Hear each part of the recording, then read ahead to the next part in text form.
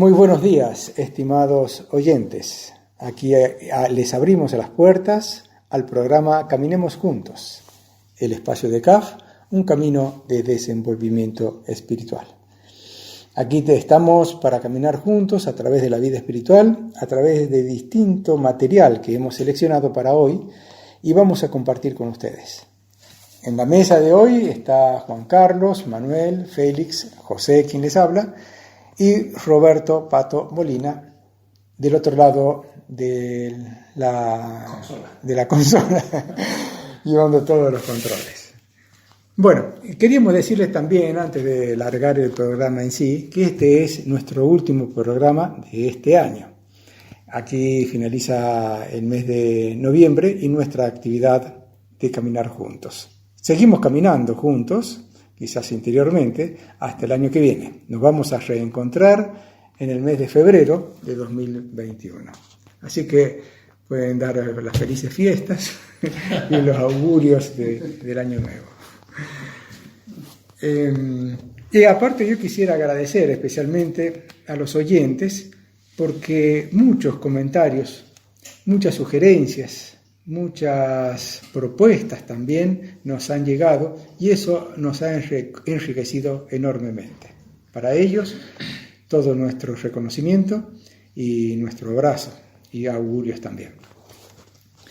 Y agradecer a toda la gente, a todas las personas que hemos entrevistado y que se han prestado tan buenamente, y también a todos aquellos y aquellas que por algún motivo no han podido no han considerado oportuno que le hagamos una entrevista. Lo importante es que nos sintamos compañeros, que sepamos que somos compañeros de camino, que estamos caminando juntos y sobre todo lo más importante de todo me parece a mí que nos sintamos libres. Es tan libre el que acepta, asume que se le haga una entrevista como aquel que no, y seguimos siendo amigos y buenos compañeros. Así es, claro.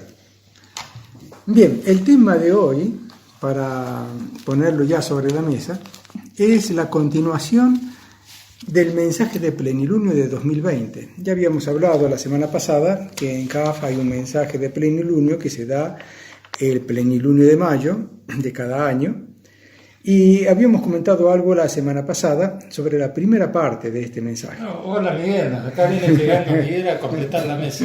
Sí, ya, Miguel, ya, el equipo. Está bueno. Todo el equipo completo. El mensaje empezaba diciendo: somos un camino de libertad, seguido de una pregunta: ¿somos libres? Y ahora, en esta segunda parte, también hay una parte que vamos a desarrollar con respecto a la libertad y a todo este tema que es la vida. Tenemos dos aspectos que tenemos que considerar para este tema: los ideales y las expectativas, que no son lo mismo. El ideal ilumina nuestro presente, traza caminos, confiere fuerza y sentido. Nos da la dirección que tiene que seguir nuestra vida, por encima de los embates que tenemos que afrontar y que tenemos que asumir.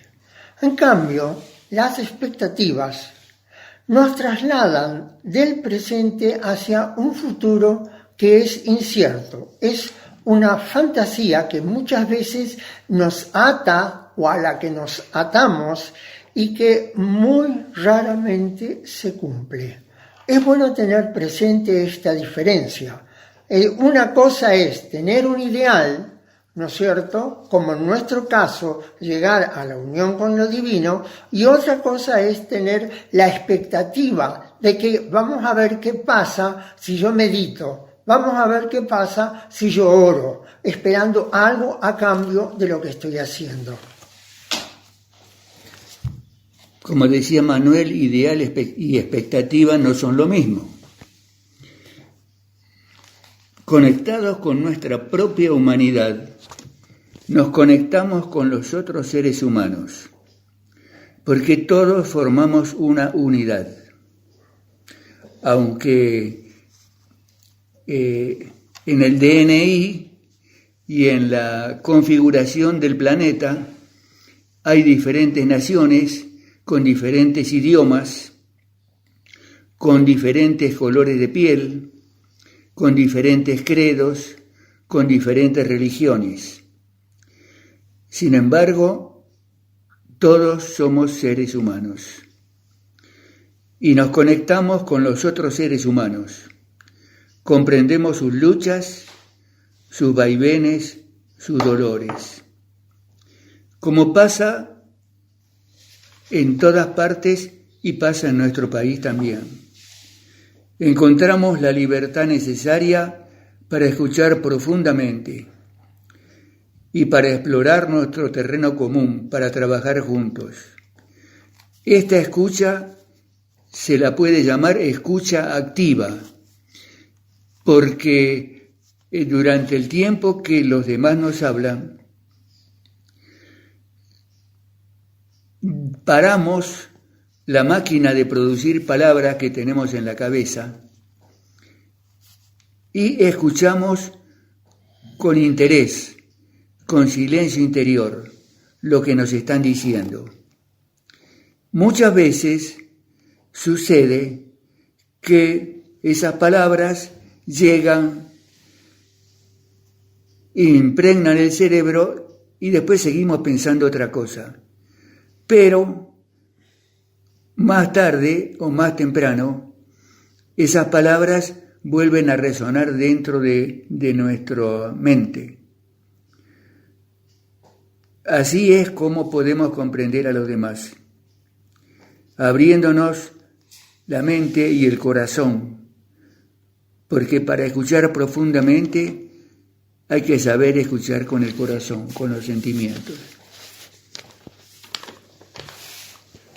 Creo que también ocurre en la vida, en que no está todo tan separado, tan determinado como para decir esto es azul, aquello es rojo, esto es blanco, aquello es negro, sino que está surtido, mezcladito. Y creo que también nos pasa así con nuestras expectativas y nuestros ideales. Supongamos que yo tenía una expectativa determinada para realizar algo determinado, pero era una expectativa. Me gustaría que ocurriera esto, me gustaría hacer aquello otro, me gustaría prepararme para, pero una persona viene y me da un toquecito. Y ese toquecito a través de palabras, a través de gestos, a través de un acompañamiento, yo diría espiritual, hace que se transforma esa expectativa en un ideal. Cuando me doy cuenta que eso que yo soñaba está realmente a mi alcance, solo que tengo que trabajar, solo que tengo que poner de mí mismo, tengo que abrirme a la realidad, tengo que aceptar lo que hay, lo que me duele, lo que las cosas así como son y trabajarlas.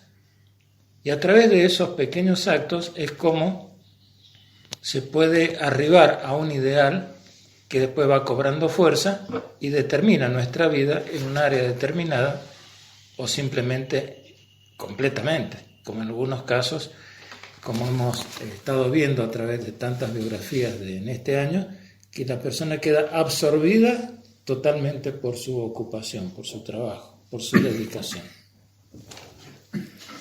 Cuando uno llega a profundizar sobre uno mismo, poco a poco va conociendo todas las partes ocultas, las que muchas veces no se revelan en el diario vivir. Y conociéndonos a nosotros mismos, en realidad conocemos a los demás, porque los demás forman parte de nuestra vida, son nuestra vida misma. Kaff, en este sentido, nos habla en otros puntos, en otras enseñanzas, del trabajo en equipo. Es decir, aprender a trabajar juntos. Si todos participamos de una misma idea y si todos participamos de un mismo ideal, juntos podemos encarar no solo las cosas simples, sino la gran complejidad. Entonces, Asumamos la complejidad que tiene cualquier sistema donde está el hombre, donde hay vida. Hay infinitos matices en la realidad. Abrámonos a lo desconocido. Los infinitos matices de la realidad es lo desconocido. Y lo desconocido es un campo de situaciones, actuaciones, que alcanza desde el pasado hasta el futuro. Porque no siempre, por más que la historia haya registrado cosas, sabemos exactamente qué pasó en el pasado.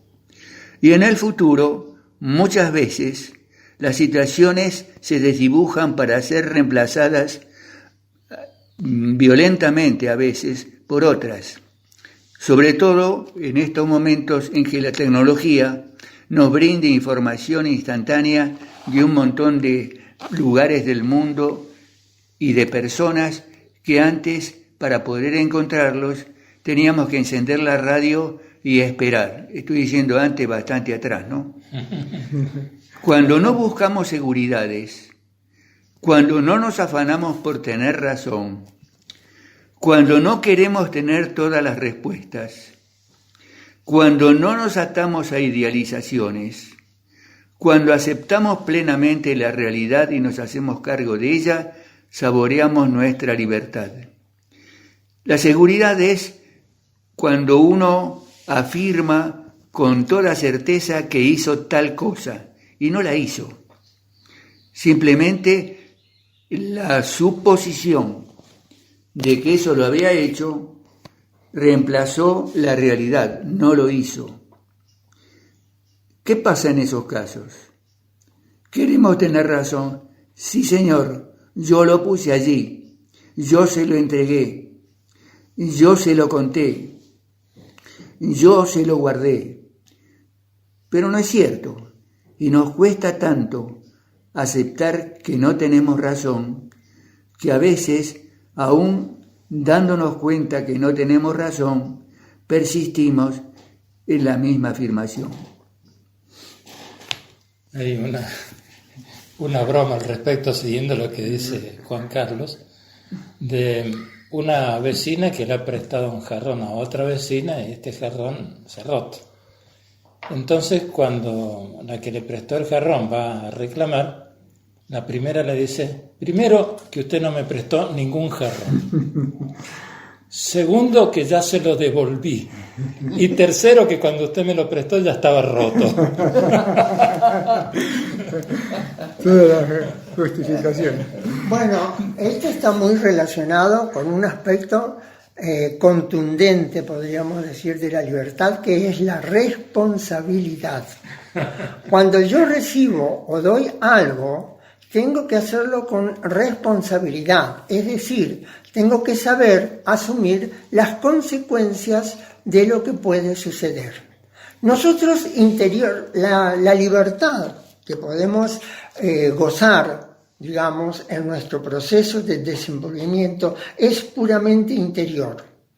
Pero esa libertad, si no es usada con responsabilidad, puede traer consecuencias que no son totalmente agradables. Este asunto de la libertad que se ha mencionado también es bastante amplio. A mí me parece que todos los seres humanos buscamos la libertad, todos. Pero ¿qué pasa? Me parece que algunos, la libertad política, la libertad económica, a veces no quieren tener el jefe que tienen porque es muy exigente, o porque no les gusta, o no quieren tener la persona que está al lado porque tiene un carácter difícil o porque tienen tales cosas. Y ser libre significa sacarse esas cosas de encima para saborear una pseudo libertad que nunca llega. Todos buscamos la libertad, pero no es por allí. Parece que la responsabilidad, como se decía allí recién, es el camino. Va unida la responsabilidad y la libertad. Libertad y responsabilidad. Entonces, no es que uno va a liberarse de las cosas para que uno se sienta tranquilo, cómodo y ahí pueda disfrutar recién de la vida. No, la libertad es asumir la responsabilidad de hacer las cosas cada vez mejor. Y como nunca terminan las cosas, hay tanta diversidad que nunca hay un punto final, la libertad consiste en que asumir la responsabilidad y el trabajo que nunca termina. Y que el aspecto en que, digamos, nos hace aterrizar, nos hace tomar contacto con lo de todos los días. Por eso me parece tan lindo, tan importante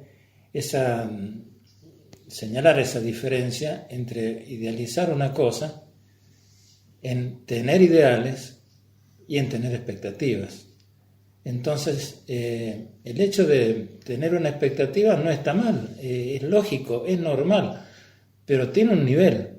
Yo tengo la expectativa, o tenía la expectativa de hacer un viaje en marzo del año 2020. Y a mediados de mes se me acabó la expectativa de viaje porque vino la cuarentena. Y bueno, esa parte es la realidad. Entonces, creo que está bien tener planes, está bien hacer planes, está bien ver las cosas, pero nunca, digamos, separarnos de la realidad, de lo que es tangible, de lo que es asequible.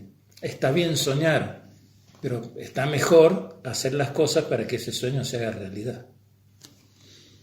Hay un aspecto también que pone a la responsabilidad, como dijimos recién, no solamente individual, sino colectiva, porque cada uno tiene una responsabilidad no solo por lo que uno hace, sino por lo que todo el conjunto humano va haciendo, realizando y asumiendo.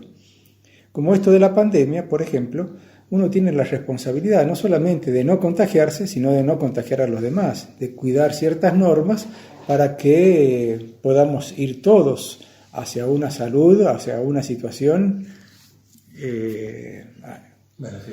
beneficiosa para todos, exactamente. Ha habido algunos informes que me llegaron, por ejemplo, que dicen que algunas personas ponen en cuestionamiento si la posible vacuna del COVID, debe o no ser obligatoria. Se ha votado ya en el Congreso y en algunos lugares para que sea obligatoria.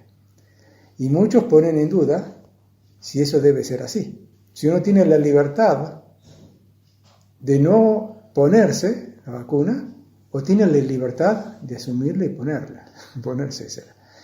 O sea, ahí empieza un juego de la responsabilidad y un discernimiento de la conciencia que a veces para algunos no es fácil o no es tan claro resolverlo. ¿Cómo se hace para saber si eso que a uno le van a poner tiene todas las garantías? Si ya se hicieron todas las pruebas, si ya se sabe que está funcionando. Todo eso. Si no hay ninguna garantía, y bueno, yo me juego, supongamos que no me siento muy bien y que digo, bueno, entre morirme de una manera o morirme de otra, bueno, pruebo.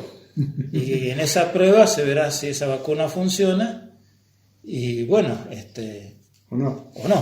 Pero está el caso de científicos que ellos mismos se han puesto la vacuna, ¿no es cierto?, para ver qué resultados daba. Y una vez que vieron que daba buenos resultados, recién la publicaron y recién la dieron a conocer. Sí. Claro, la confirmaron. O sea, todo el asunto de la responsabilidad, el discernimiento, tiene muchas aristas que hay que tener en cuenta. Justamente, eso que cuenta Félix, que los mismos científicos se aplicaron la vacuna, es ser responsable. Responsable es una persona que cuando toma una decisión también se hace cargo de las consecuencias. Toda acción determina una consecuencia. Como contaba Félix recién, si yo pongo un jarrón al borde de la mesa y en ese momento el gato salta, es posible que el jarrón se rompa. Y yo no puedo decir, gato maldito, ¿por qué saltaste acá? Justo donde estaba el jarrón. Pero fui yo el que creó eso, haciendo uso, claro, soy yo el responsable.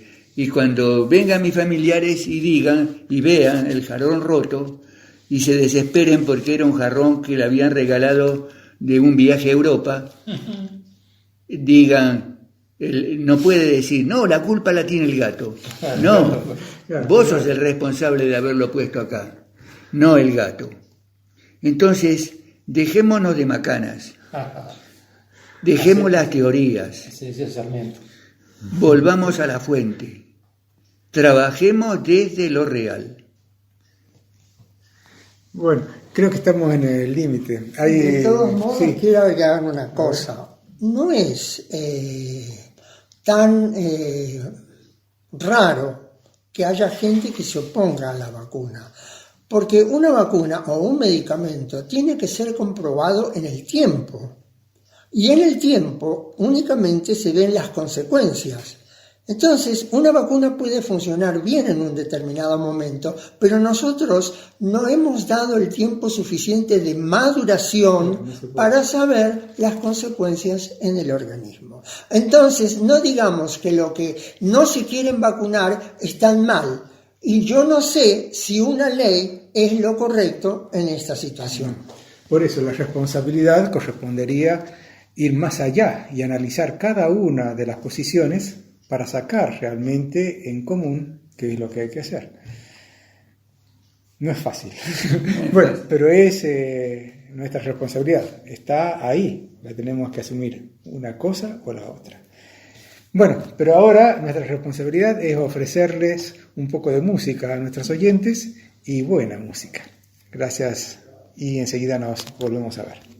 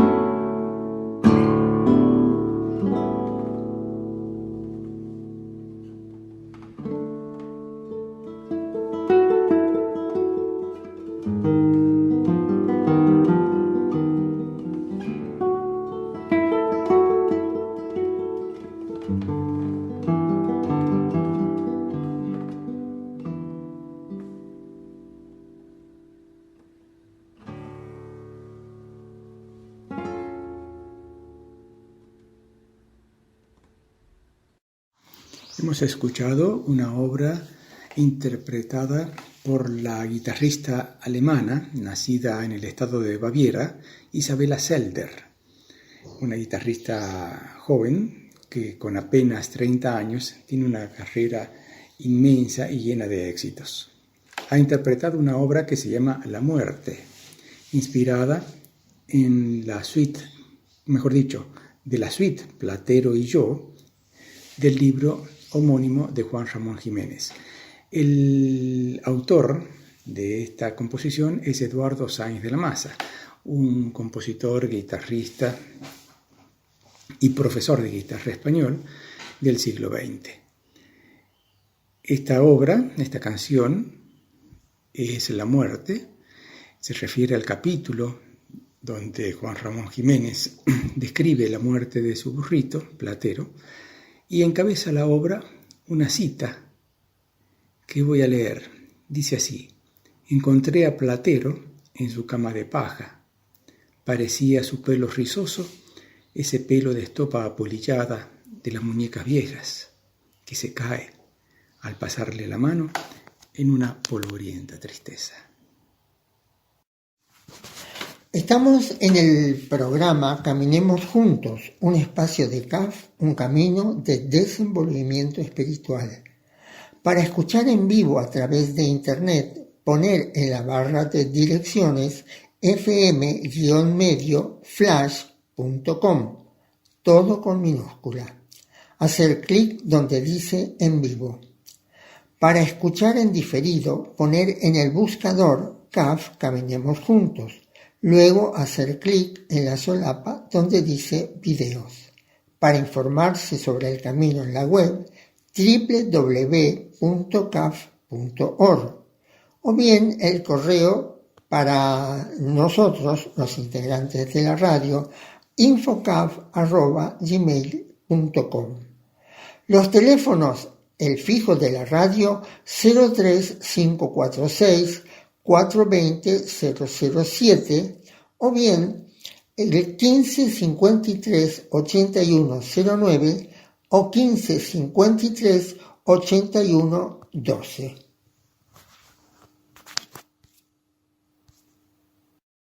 Estamos en el programa Caminemos Juntos. Este es un espacio de CAF, un camino de desenvolvimiento espiritual. Tenemos también en esta parte del programa una entrevista, un invitado que está en Buenos Aires en este momento. Lo tenemos a través de una videollamada. Es el doctor Juan Carlos Perazo. Es especialista en patología experimental. Ha trabajado casi toda la vida en el CONICET y en organismos internacionales. Así que es un gran valor para nosotros. Buenos días, Juan Carlos, ¿cómo te va? Hola, buen día, ¿cómo andan? Gusto de saludarlos. Fantástico. Muy bien. Quiero aclarar que yo los conozco de hace muchos años. Sí, voy a decir que Juan Carlos, conocemos. Carlos venía acá a Córdoba, a San Ignacio, a hacer los retiros espirituales. Porque además de todo eso, es miembro de CAF. Sí. Juan Y es Carlos. muy interesante porque, si me permite hacer un primer comentario, Sí. Porque en la ciencia, si uno tiene una conducta dogmática, la ciencia lo hace a uno una persona muy estructurada, a pesar de lo que se considera o de los prejuicios que andan dando vuelta por ahí. Ahora, si uno tiene un camino espiritual y lo transita, es básico porque le abre el espíritu al conocimiento. Claro. Bueno, ahí está un Para poquito. mí es central. Sí, ahí está un poquito planteada la pregunta que quería hacerle. ¿Cómo una persona con una formación científica y tan precisa y tan inquieta en la investigación tenga una necesidad espiritual? ¿Cómo se compatibiliza eso en su vida, en su interior? ¿Cómo lo vio? ¿Cómo lo vivió? ¿Cómo lo vive? Y cómo lo vive, por supuesto, entre la ciencia y el espíritu. Yo diría, hoy, viéndolo con el tiempo, ¿cómo no? O sea, como una persona que busca en la ciencia no tiene una percepción de la vida amplia. Me parece que es fundamental tener una percepción amplia. Y no hay que ser dogmático ni en la ciencia ni en el espiritual. Claro. Y a mí, que recorrí los dos caminos juntos, porque ingresé en CAF desde muy joven, casi simultáneamente con el camino de la ciencia, porque lo empecé a los 21 años, los dos, fue fundamental y es fundamental. Ahora, hay científicos, entre comillas, que es una palabra para mí muy elevada, o no es lo mismo científicos que investigadores. Hay investigadores de todos los colores en todo lugar del mundo, y lo cual no significa que hayan concebido el concepto de ciencia más allá del dogmatismo del conocimiento. Y eso es central en la ciencia. No generar un dogmatismo, pero no es fácil. Uno tiene que tener herramientas individuales. Y a mí la vida espiritual me dio herramientas fundamentales para poder transitar el camino de la investigación. Ahora, no es que realicé el camino espiritual para poder realizar la ciencia. No, hubiera trabajado de cualquier cosa, no me importaba. Sí. Ahora, ¿cómo se despertó su interés por la ciencia? Es decir, ¿hay algo en su familia que ya estaba familiarizado con ella o por motus propio? No. Y hay otra importancia para mí, ¿no? Teníamos un docente cuando estábamos en segundo año que hacía investigación. Y entonces le preguntábamos, ¿y por qué? ¿Y por qué? Lo teníamos loco. 4 veces por semana, 4 horas cada vez. Y entonces cuando vimos que sabía los por qué, le empezamos a preguntar, ¿y por qué? ¿Y por qué? Y vimos que en determinado momento dijo, no sé. Y entonces, claro, con la irreverencia de aquella época, uno dice, pero ¿cómo sabe o no sabe? ¿Qué quedamos? Y entonces un día, entre 3 o 4, fuimos a verlo y le dijimos, escúcheme, usted dice no sé. Nosotros tampoco sabemos. Entonces, ¿qué lo diferencia? Usted que es docente de nosotros que somos alumnos. Leyó una vez más el libro que nosotros. Era una persona sumamente abierta. Ajá. Y entonces él dijo, no, quizás la diferencia es que yo tengo un método para saber que no sé. Está bien. Y entonces para mí eso fue brillante, porque él estableció la diferencia, para mí, entre humildad e ignorancia. Qué interesante. Mientras que la persona humilde, que conozco pocos científicos humildes, la persona humilde acepta su ignorancia, las personas que no lo son la explican. Claro, muy bien. Y él nos enseñó, bueno, entonces dijimos, pero ¿y cuál es el método? Y el método acá, nosotros trabajamos en esto, investigamos en esto, algo sabíamos. Ah, qué interesante, dice, ¿y podemos venir? Sí, está abierto. Esa es otra cosa muy interesante, que generalmente se considera que es un sistema cerrado. Al contrario, lo más difícil, como en cualquier otra circunstancia del sistema de ciencia, es el recurso humano. Comprar un aparato, si se tienen los recursos, es muy fácil. Aprender a usarlo, no tan difícil. Saber para qué sirve es un poco más difícil. Utilizarlo para ir más allá, eso lo saben muy pocos. Entonces nos fascinó que iba más allá. A pesar de no saber, iba más allá. Y entonces dijimos, bueno, ¿cómo será esto? Y empezamos, sí, y primero hicimos todos los escalones. Primero prácticamente íbamos a cuidar en el bioterio, que es donde están los animales de experimentación, no a tocar los animales, a limpiar, a ver que tuvieran agua, él trabajaba con una dieta particular, y entonces a hacer la dieta, aprender, y después así fuimos sucesivamente quemando etapas o pasos, ser becario, tener el primer proyecto, pero es un desarrollo, es un desenvolvimiento, sí. Es muy interesante. Además creo que, Juan Carlos, que cuando uno trabaja en una experimentación como esas, forma un equipo de trabajo. Y al haber un equipo humano, hay relación humana. Y esa relación humana también se trabaja, se construye para que pueda funcionar. ¿Cómo fue en su caso todos esos equipos? ¿Y qué es lo que nos vincula en esos equipos? Teóricamente el amor al conocimiento. Pero uno se da cuenta que en el sistema ese también existe todo lo demás que existe en todos lados. Envidias, búsqueda de poder, claro. Búsqueda de posiciones. Somos humanos. Existe exactamente igual en la misma proporción que en todos los otros lugares del planeta humano.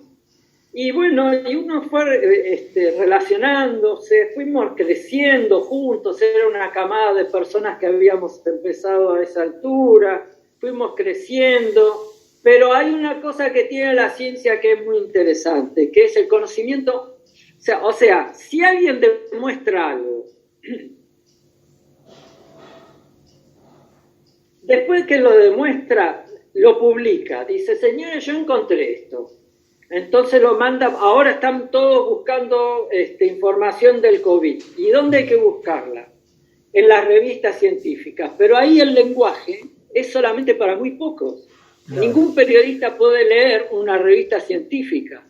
Pueden leer las revistas de divulgación científica, que es otra cosa. Pero las revistas científicas, yo no puedo leer una revista de virología. No entiendo lo que están diciendo. Ajá. Entiendo los 10 primeros renglones y después, porque no es el área. Y lo mismo pasa pero, entonces, uno hace eso, lo publica en un medio científico validado, y después tiene que ser reproducible. Y eso es maravilloso. Porque uno, si le interesa lo que está viendo, tiene que poder reproducirlo. Y entonces sí está validado. Por eso, ¿vieron, por ejemplo, que para dar el premio Nobel tardan muchos años? Sí. Salvo que sea una cosa excepcional, en general se dan premios Nobel de personas que han descrito cosas hace 20 años. Porque el tiempo necesita la validación del tiempo dentro del sistema. Ajá. Por ejemplo, este año dieron un premio Nobel a unas personas que encontraron cómo agarrar el ADN y, diría con una precisión no conocida, cortarlo, sacar ese segmento genético, reemplazarlo por otro. Ese es un método que se llama CRISPR. Bueno, pero eso tiene muchos años. Claro. Ahora Entonces lo que nos enseñó el tiempo y la relación es que o se camina juntos porque solo no va. No podemos. Y dentro de eso, Juan Carlos, dentro de las investigaciones que usted hizo en su vida, ¿hay algún tema en especial que le haya interesado, que le haya gustado así en esa investigación?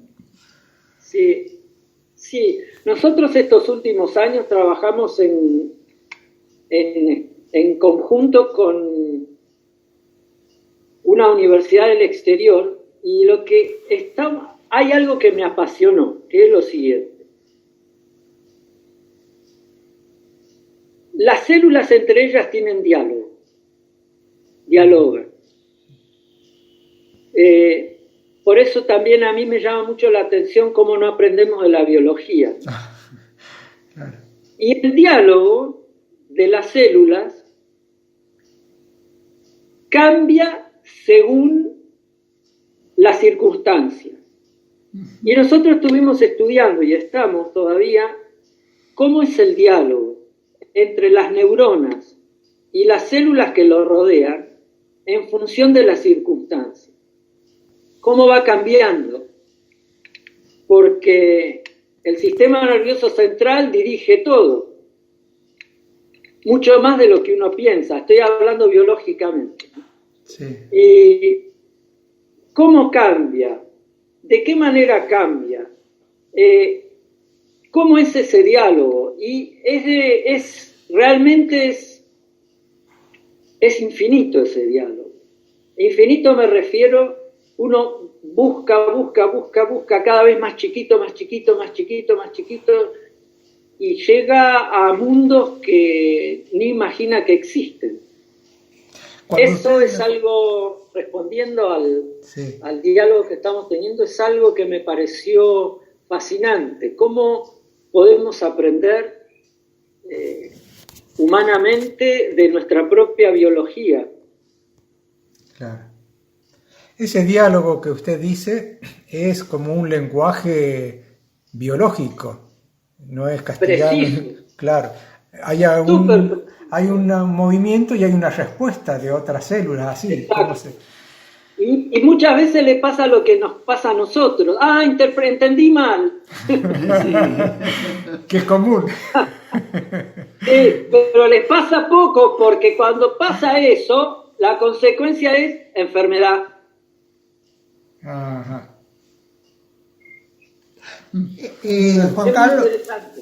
Juan Carlos, en este momento, ¿en qué están trabajando específicamente? Bueno, nosotros estamos trabajando en lo siguiente. No quiero meter cosas medias raras, pero ustedes vieron que hay enfermedades del hígado, hepatopatías. Sí. ¿Qué pasa en determinadas enfermedades del hígado específicas?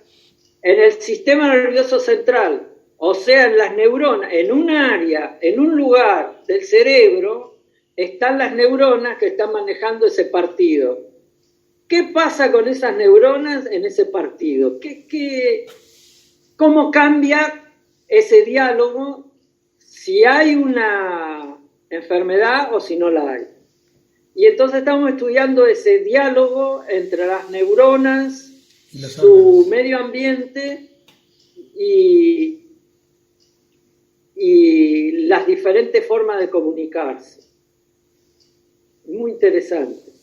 ¿Y han avanzado en ese trabajo bastante?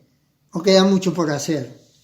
Oh, no, esto es infinito. O sea, Claro. Miren, ustedes lo quieren ver de una manera, yo le diré una cosa. Miren, imaginemos que el conocimiento es un globo, ¿no? Entonces, el aire que yo meto adentro del globo es conocimiento. Entonces, insuflo conocimiento, con perdón de la comparación religiosa, ¿no?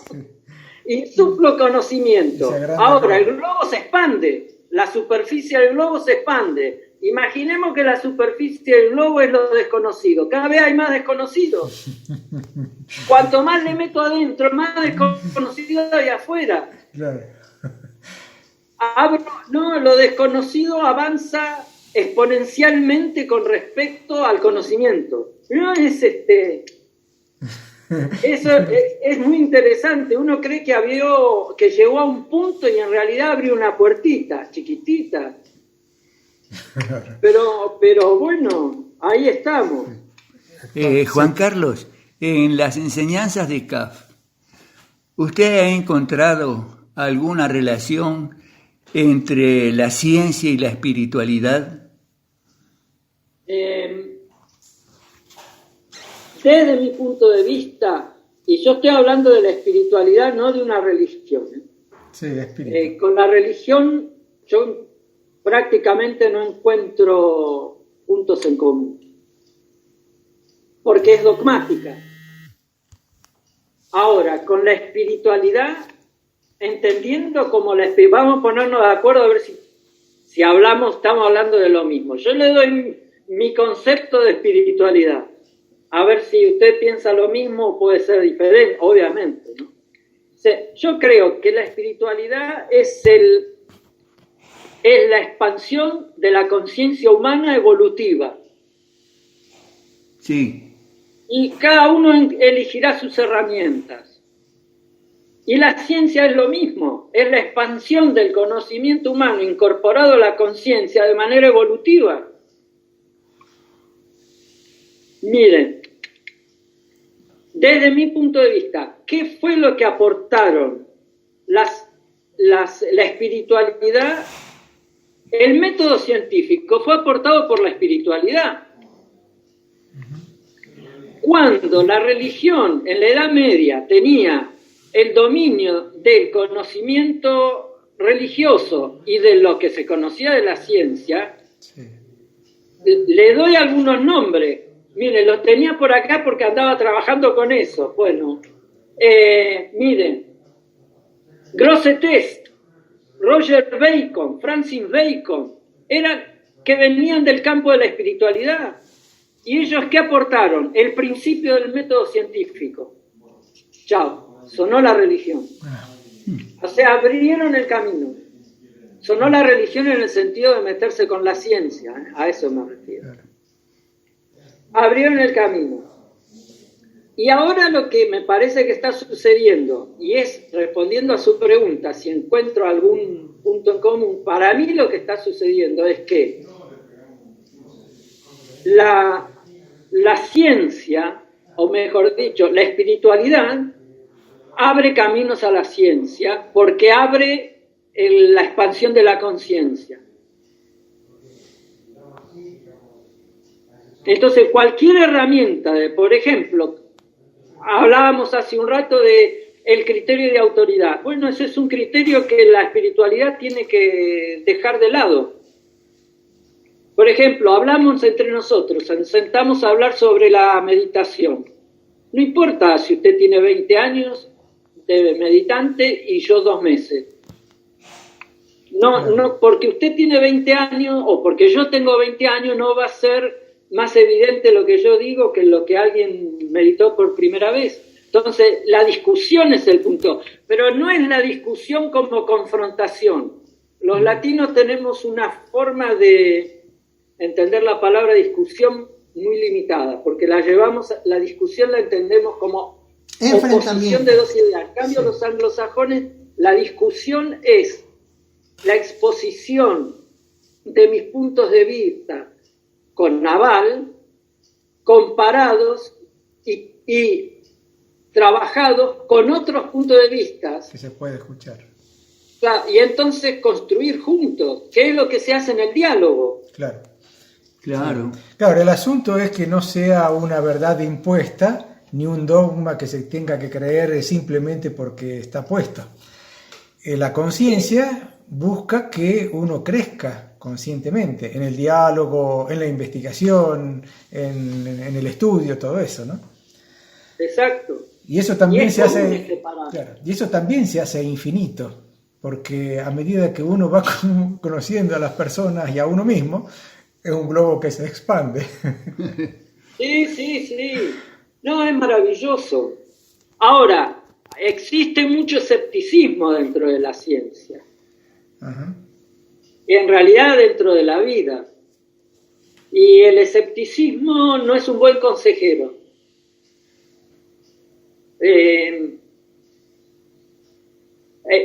A esto me refiero. Uno no tiene que creer lo que encuentra necesariamente. En general, en la ciencia, cuando una persona que investiga cree o se enamora de lo que encontró, sonó. Porque no sigue nunca más adelante, se quedó ahí. Es como si un músico escribió un poema, se enamoró, un poeta escribió un poema, se enamoró y está siempre repitiendo el mismo. ¿Sonó? Claro, sí. Quedó ahí. Claro, sí, hasta ahí y en la ciencia pasa lo mismo, ¿eh? Y uno escucha conferencias de alguien que está diciendo lo mismo que hace 10 años, nada más que ahora en vez de decirlo de adelante para atrás, lo dice el costado para el otro costado. Claro, estamos repitiendo lo mismo. Bueno, sí. Es un campo que hay que estar despierto. ¿Y cómo ve el campo de la ciencia en el futuro y sobre todo en las condiciones de ahora en que estamos viviendo? Son puntos de vista personales, yo no sé si va a ser así, ¿no? Pero yo lo veo como que hay un salto cuantitativo en este momento, pero que está llevando a un salto cualitativo. Fíjense cómo los protocolos de investigación en este momento están salteándose por la necesidad. Estoy refiriéndome, por ejemplo, a la vacuna. Nadie está estudiando en este momento si la vacuna tiene efectos adversos a 2 o 3 años, que era el tiempo que antes se hacía una vacuna. Claro, no hay tiempo.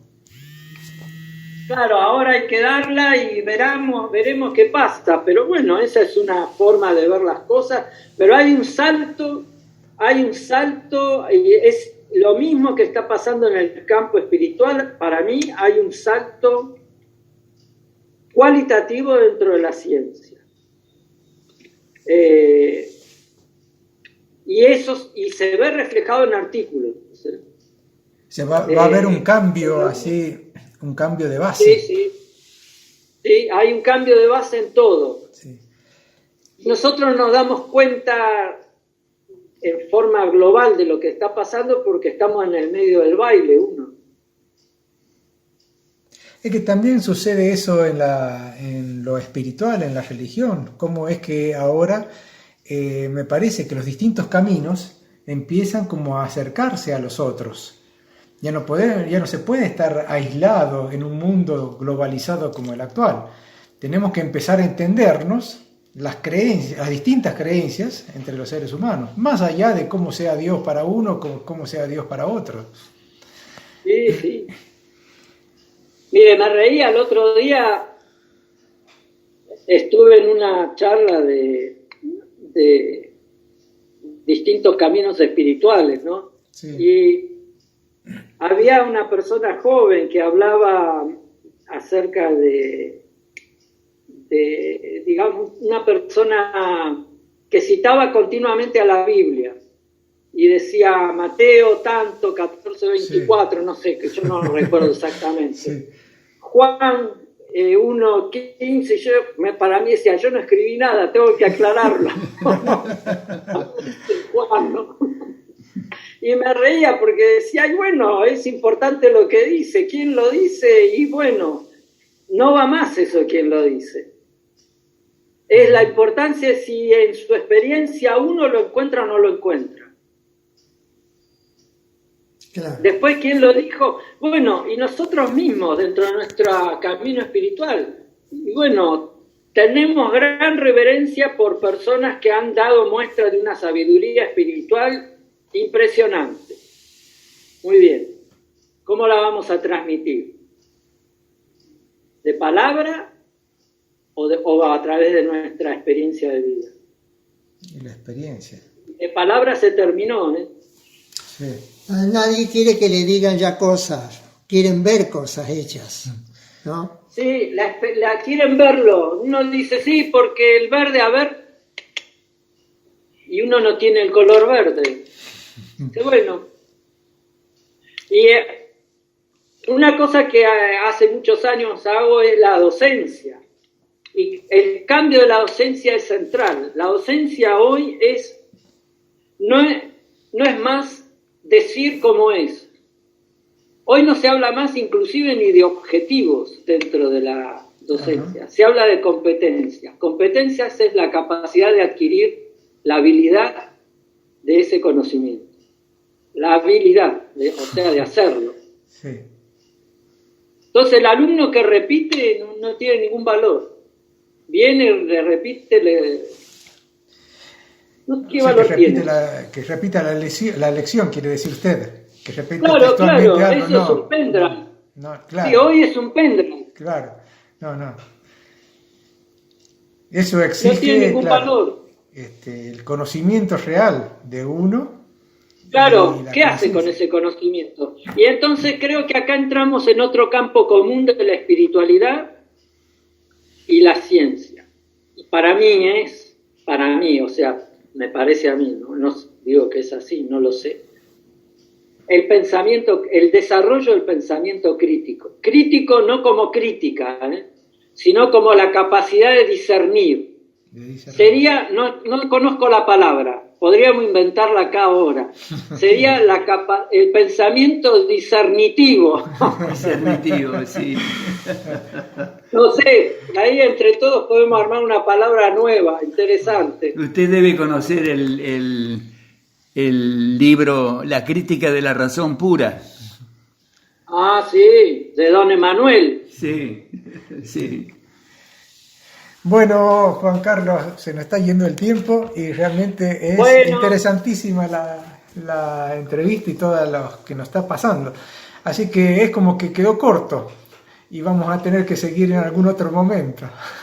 Bueno, en otro momento cuando quieran seguimos, prometo repetirles lo mismo. No, claro que no. No, que tiene mucho detrás ahí adentro. Si no, trae un pendrive y ya está. Juan Carlos, vaya pensando en alguna anécdota de las investigaciones y la relación con las personas en los laboratorios, porque a veces hay anécdotas. Por ahí a alguno se le cae un tubo de ensayo al suelo y el trabajo de 1 hora se perdió todo. Y eso no sería nada. No, hay algunos que los conozco, y en el New York Medical College, que le arruinaba la investigación de noche, parecía el cuento de Penélope, que tejía de noche y tejía de día. Bueno, había uno que iba y hacía el experimento de día y el otro, para que no le diera, porque quería ser primero, se lo destejía de noche. Hay de todo. Eso sí, muy interesante. Si quiere anécdotas hay, pero no sé si sirve. Son valiosas. Sí. Bueno, entonces quisiera repetir otra vez, eras el doctor médico, el doctor Juan Carlos Perazo, especialista en patología experimental. Investigador, ha estado mucho tiempo en el CONICET y en organismos internacionales, y además miembro de CAF.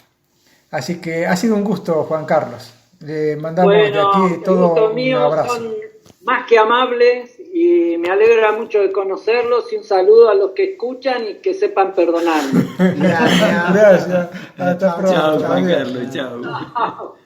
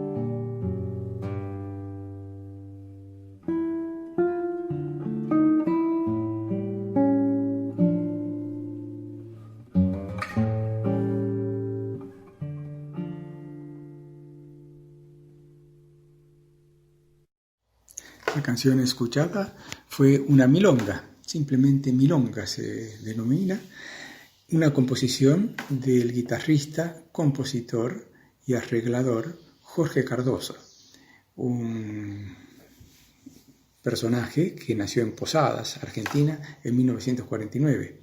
Y si bien es médico, se recibió de médico, nunca ejerció esa profesión. Se dedicó completamente a la música y hoy, establecido en Madrid, sigue con esa actividad plenamente.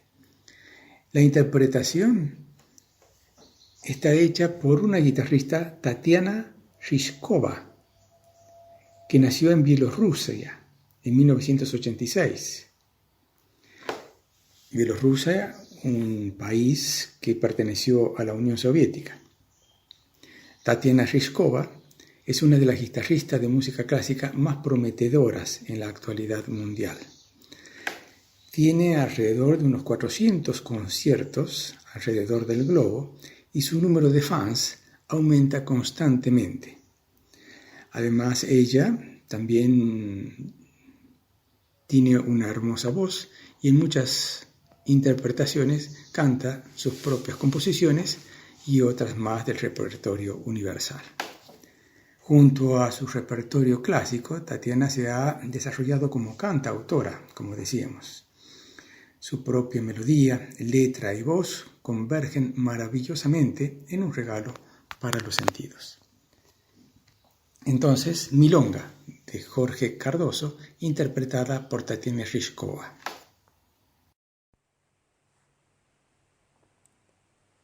Agradecemos a todos los oyentes que nos acompañan domingo a domingo, a quienes nos hacen llegar su aliento, sugerencias, consejos y preguntas. Gracias a Daniel de Corrientes, Ángel de Mendoza, Hilda de San Luis, Nidia de Córdoba, Rodolfo, Miriam, Ricardo, Cristina, Viviana de Buenos Aires, Omar de San Rafael, Mendoza, Florencia de Villa Mercedes. Gracias a todos, no los podemos mencionar a todos. Gracias especiales a la colaboración permanente y silenciosa de Sandra. Y nada más y nada menos que al perseverante apoyo de nuestro operador Roberto Molina. Nuestro agradecimiento especial a Mario Solís y al equipo de Radio Flash FM 107.7 de Santa Rosa de Calamuchita, Córdoba, Argentina.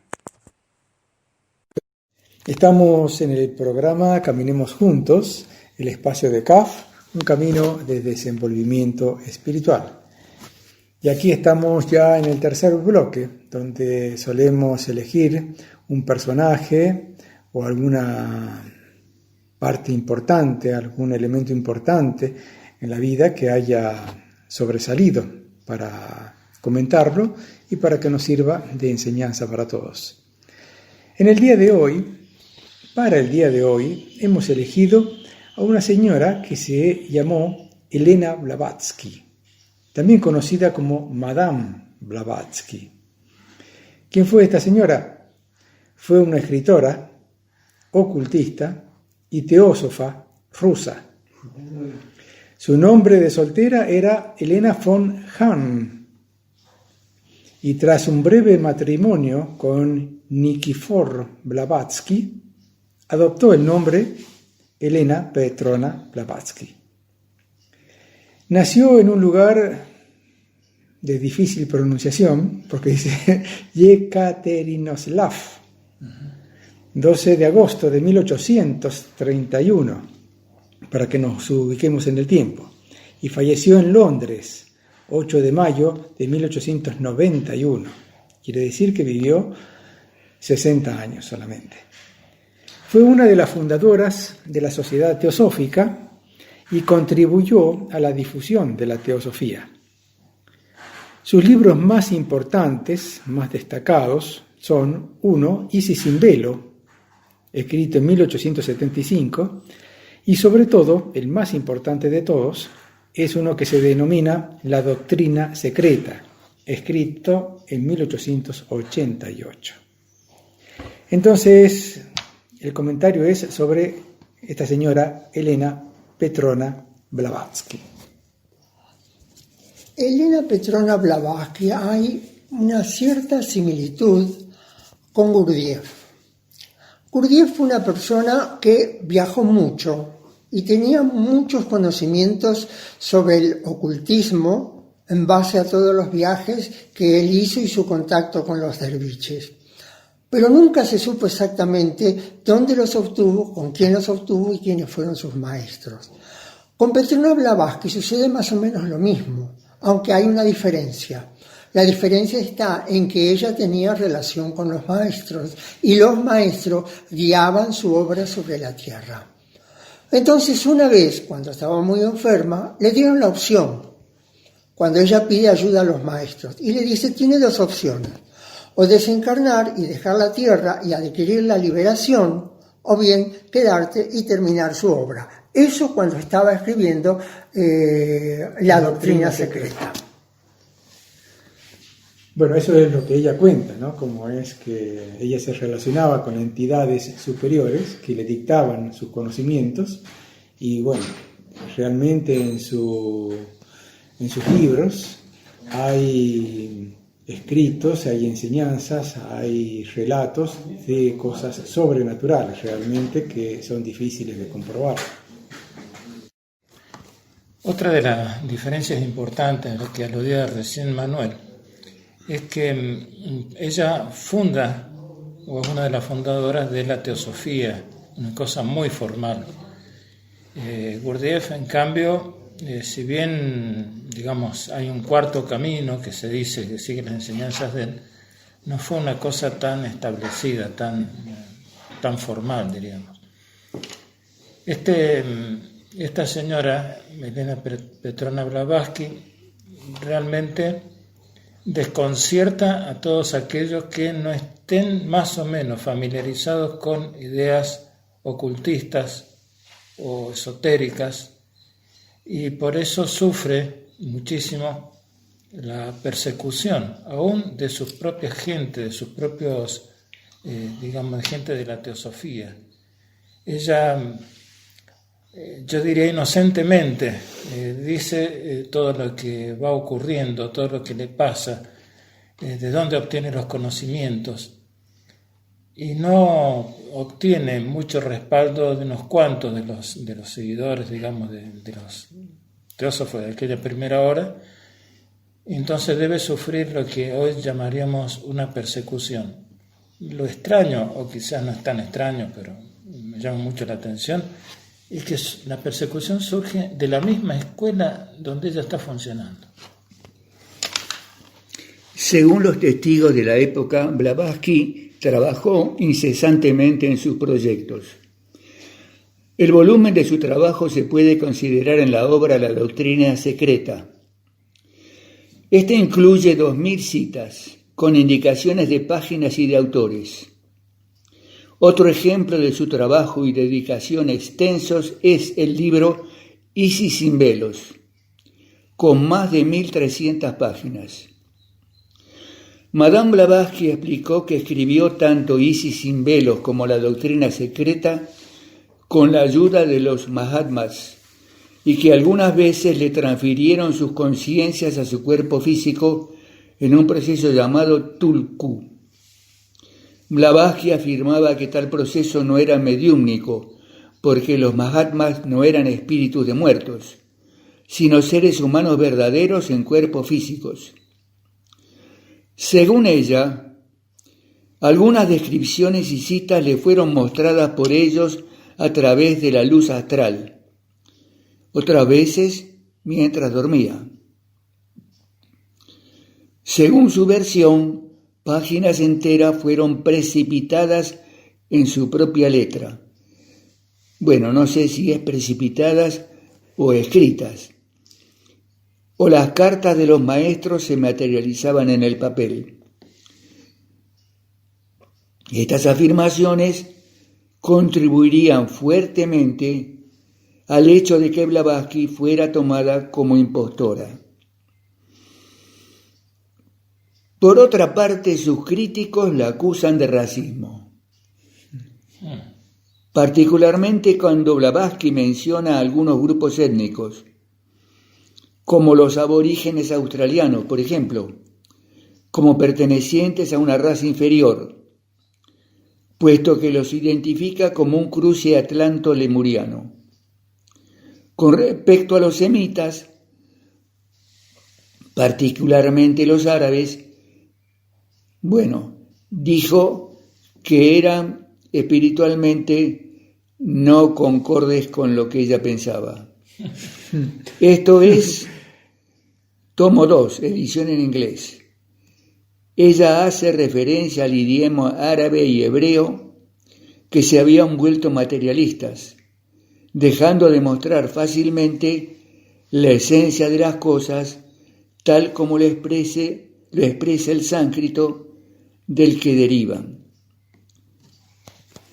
Hay una cosa que me parece importante destacar, y es que para mí creo que lo sobresaliente de Elena Petrovna Blavatsky es la difusión de esos conocimientos que antes eran esotéricos.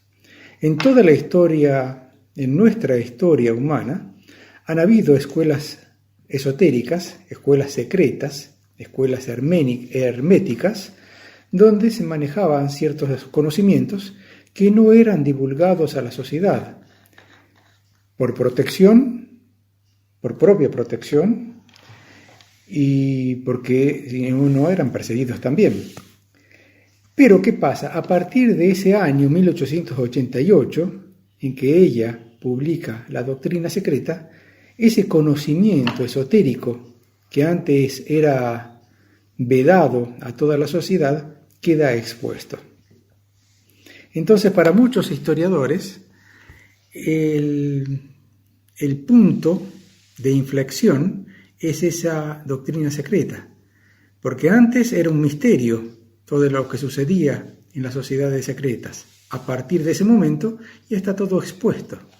Si bien las sociedades secretas continúan un tiempo más, ya empiezan como a diluirse, porque ya no tiene sentido que sean secretas, ya está todo el conocimiento esotérico expuesto a toda la sociedad. Digamos que ella es un exponente muy especial del término de un ciclo, el ciclo del esoterismo. Es como si el hombre ya hubiera madurado lo suficiente como para tener acceso a conocimientos que antes, temiendo el mal uso que podían hacer de ellos, eran reservados únicamente para los iniciados. Ella era una mujer muy especial y muy decidida. Se casó justamente para poder tener libertad de hacer con su vida lo que ella quería. Prácticamente se dice que nunca se consumó el matrimonio y al mes ella escapó de su esposo y se dedicó a viajar. En esos viajes fue adquiriendo los conocimientos que después los va traduciendo en libros. Cuando se hablaba de Isis sin velo, fundamentalmente, por ejemplo, es un libro que trata de la historia y el desarrollo de las ciencias ocultas.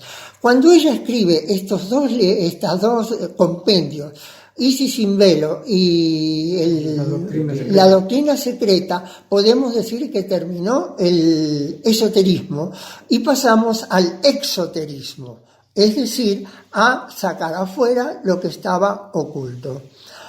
Además, escribe sobre la naturaleza y el origen de la magia, las raíces del cristianismo y, según la perspectiva de la autora, los fallos de la teología cristiana y los errores establecidos en aquel entonces por la ciencia oficial.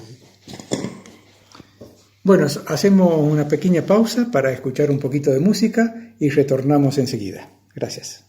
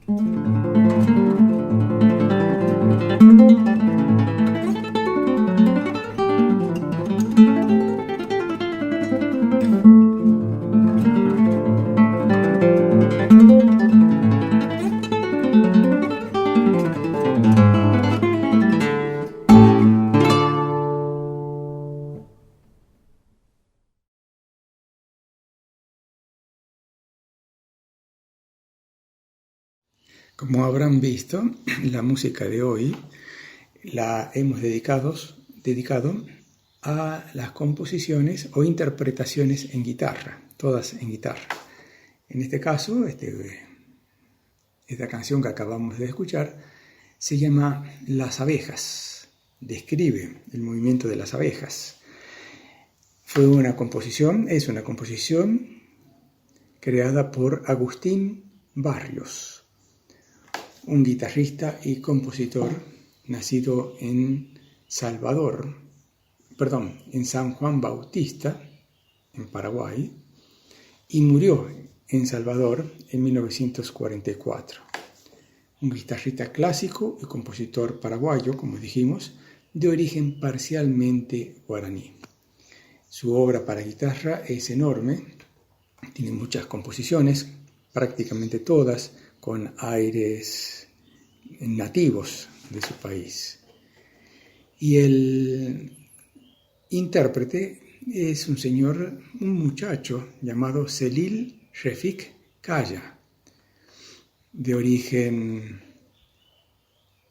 medio oriental, radicado en Norteamérica, y que está haciendo una carrera realmente con un virtuosismo impresionante a lo largo de todo el mundo. Celil Refik Kaya interpretó Las abejas, de Agustín Barrios. Seguimos con el programa Caminemos Juntos.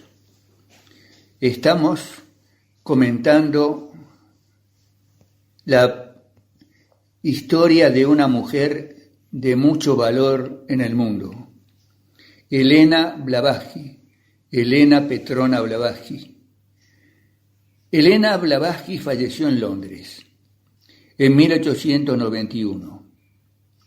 Su cuerpo fue incinerado y 1/3 de sus cenizas quedaron en Europa, 1/3 en los Estados Unidos, llevadas por William Quantrill, y el 1/3 restante se encuentra en la sede internacional de la Sociedad Teosófica, depositadas dentro de una estatua hecha en su memoria.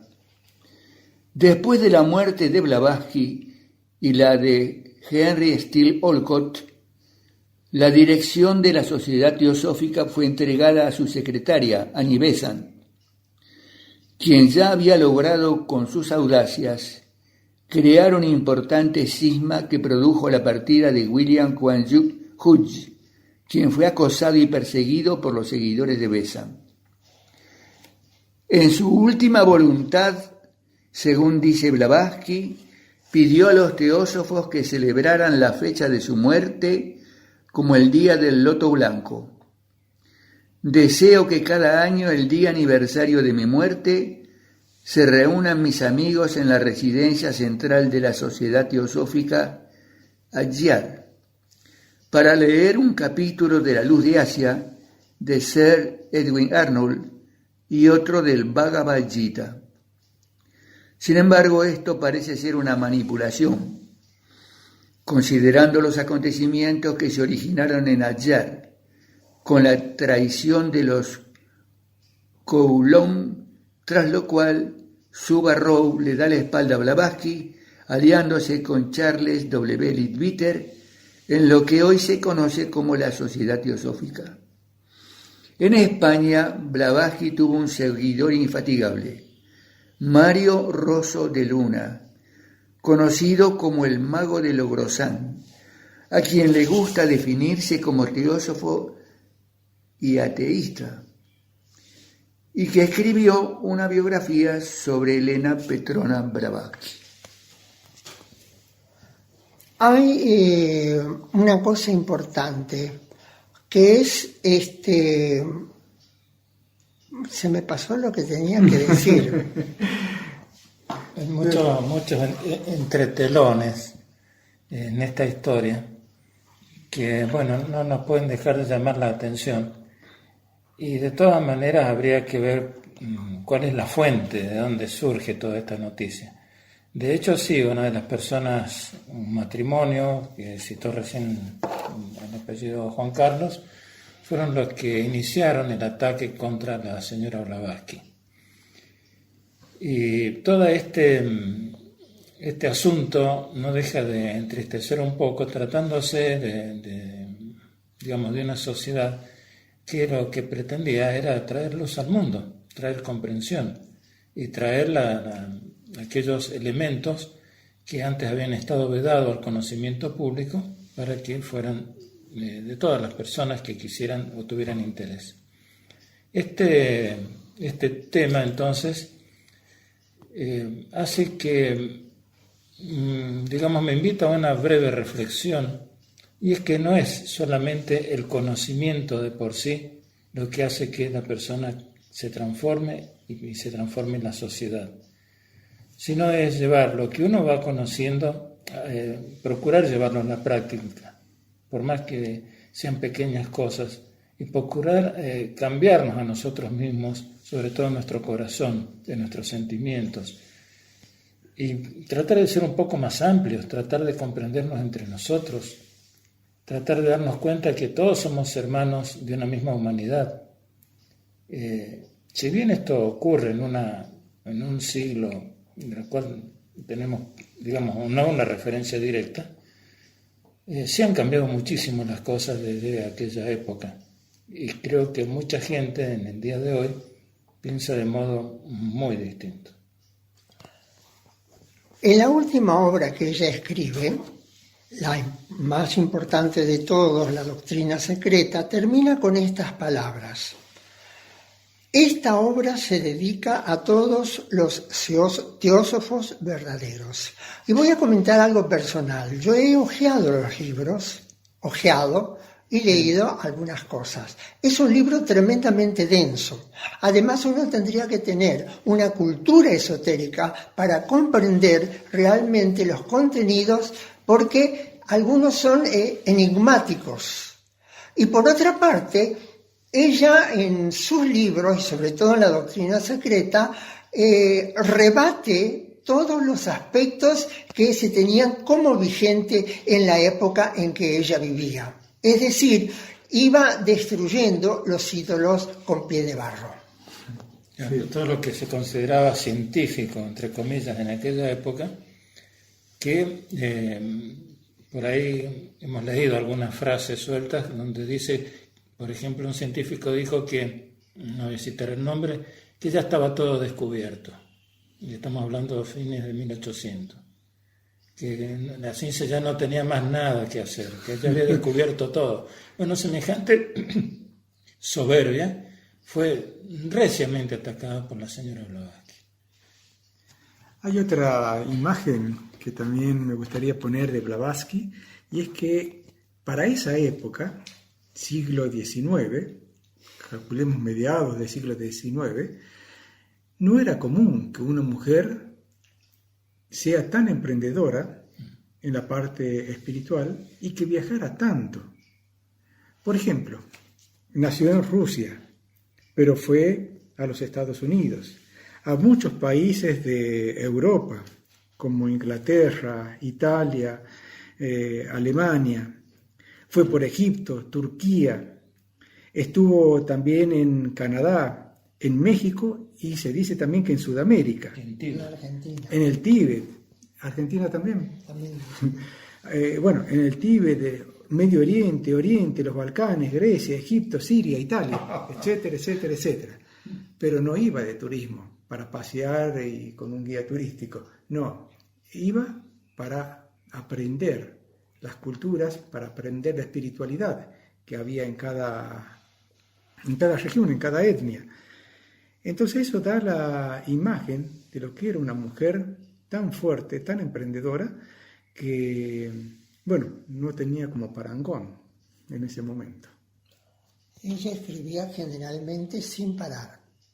Y muchas veces dijo que eso eran las palabras de los maestros, que no era ella la que escribía realmente. Y por eso lo hacía de esa manera. Nunca tachaba, nunca volvía atrás. Siempre seguía adelante. Por eso muchos escritos a veces se reiteran en el transcurso de los libros, se repiten conceptos porque se superponen con ideas que son familiares a esos conceptos, pero responden a otro contenido. ¿No es cierto? Por eso es tan confusa leer la obra de ella. Hay que estar preparado. Sí.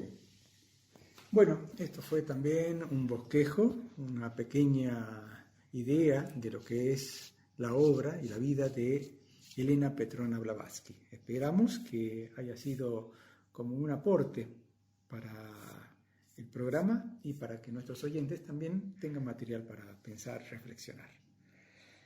Nos despedimos, y esta vez nos despedimos por este año, así que nos escucharemos, nos veremos, nos escucharemos el año 2021 a partir del mes de febrero. Muchas gracias por acompañarnos durante todo el año. Si el COVID-19 nos permite. Desde ya le deseamos hermosas fiestas y que lo pasen re bien. Ok, gracias, ya está muy pronto.